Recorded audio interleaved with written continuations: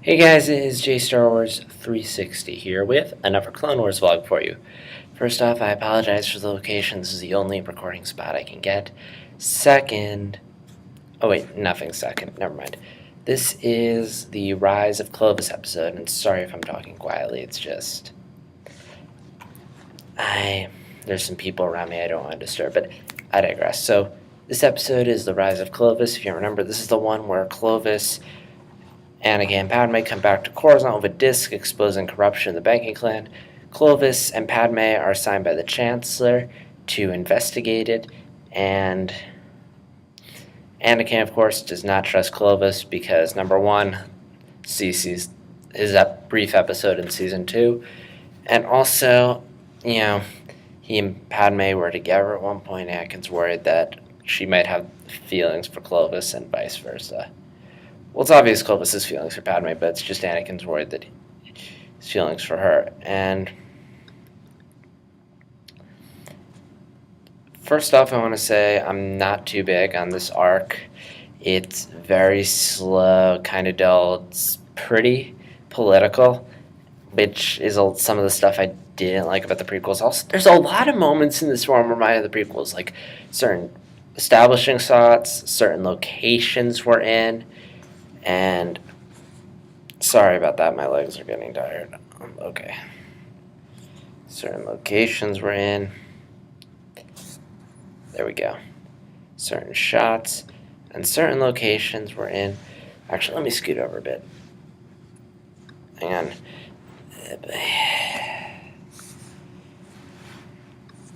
So as I was saying, some of the shots and locations we were in, just, again, a lot of the locations are from Attack of the Clones and Revenge of the Sith, and I just got this prequels vibe, which I don't want to get when I watch the Clone Wars. I know it's set during the prequels, but that doesn't mean we have to write it like the prequels, if that makes any sense. But that being said, so outside of that making this arc kind of there were a couple things that redeemed, but some little things I thought they did that actually kind of made this arc a little tolerable, things that I feel like the prequels could have benefited from.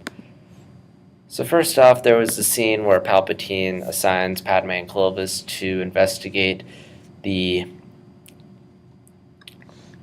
banking stuff, and all the Jedi raised an eyebrow at him. I think Yoda did something like that in Attack of the Clones, beginning of Attack of the Clones, I can't remember, but what I do like about it is that, they are being suspicious of Palpatine. They aren't just standing there dumbfounded like they were in Order 66. The Order 66 arc, although this arc takes place before the Order 66 arc, so who knows, maybe they took stupid pills between this and that arc. There was also again, you don't have to have the Jedi doubt, really question Palpatine, but just a little bit of suspicion will be nice. Also, there's a good, interesting line by Anakin, which is that a serpent can shed its skin, but it is still a servant.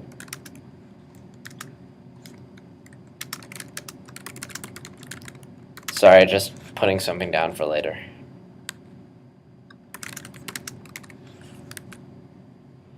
Anakin says a serpent could shed its skin, but it's still a serpent. That's kind of an interesting quote.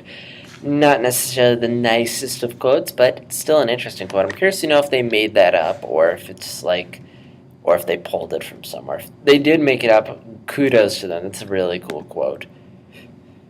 And there were also a couple other things. I like the conversation Anakin and Obi-Wan have, and what I'm assuming is Anakin's bedroom. We haven't seen the Jedi's bedroom. Did the Jedi sleep?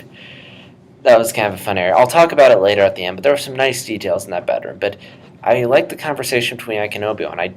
You can sort of see this genuine friendship, kind of. Obi-Wan does seem concerned for Anakin, and I like how he does suspect that Padme and Anakin, there's something between them, but what I like is that he's not mad. He's like, it's okay. You're allowed to have those feelings. You just need to learn to control them. And I thought that was really nice. Again, especially you can kind of see that in Season 5 with Obi-Wan. Satine, when, spoilers, Satine dies, and Obi-Wan is upset about it because he's in love with her, but he doesn't get his emotions get the better of him, and that's what Obi-Wan's worried about. Is you're allowed to have feelings, you just need to control them, because if you aren't careful and let them get the better of you, they can destroy you. That's what the Jedi are worried about, and that's what you see in this arc, and that's probably what Palpatine was trying to do with Anakin by having Padme and Clovis assigned to this assignment. And hold on a second. I just lost my train of thought.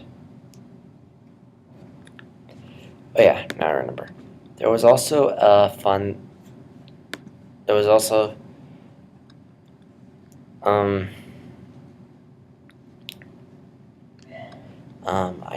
yeah. There's a fist fight between Anakin and Clovis, which I thought was kind of interesting, again, showing off Anakin's anger. It was nice. I don't think we've ever seen a fist fight in Star Wars, which was kind of refreshing. And, I do like, we get to see a bit of Anakin's rage, a bit of the dark side, but there's one little thing they did here that was kind of nice, and honestly, I don't remember seeing that much of it in the prequels, which is Anakin doing something and then regretting it. Like, he's always getting whiny, but we never see the side of him that's like, I'm sorry that I just snapped. Because, we all snap sometimes. We all have our moments where we get pissed off. But usually after a while, we cool down, have a clear head, and realize we were a fucking idiot. And I like how Anakin's having that moment where he realizes, wait a minute, I'm kind of stepping my boundaries. And he also sees the dark side in him. But, again, it makes him more human when we kind of see that he does regret and he doesn't entirely mean everything what he does. And I think you can connect him with him, but more when the rest of the episode, he genuinely kind of feels sorry for what he did. And I also like Anakin and Padme not so much breaking up, but giving each other space. Like, that's totally understandable. I mean, when you're in a heated relationship with someone, usually you need a bit of time away from each other. So again, I like what they're doing. And then I also like the final scene between Anakin and Palpatine, where Palpatine, is explaining his logic to Anakin of how he doesn't trust Clovis, but he's thinking by doing this, we could expose him.